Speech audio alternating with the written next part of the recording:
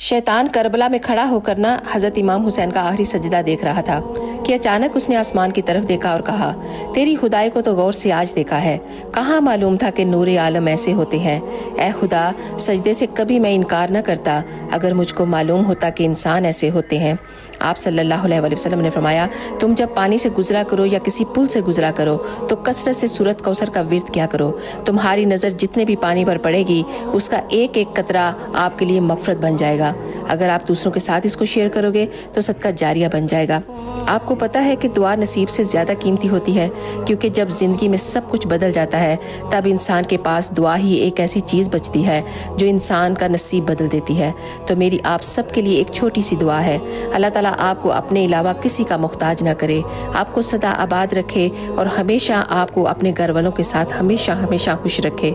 अगर आपको ये वीडियो अच्छी लगे तो प्लीज़ एक दफ़ा इसको शेयर करके भी ज़रूर जाइएगा।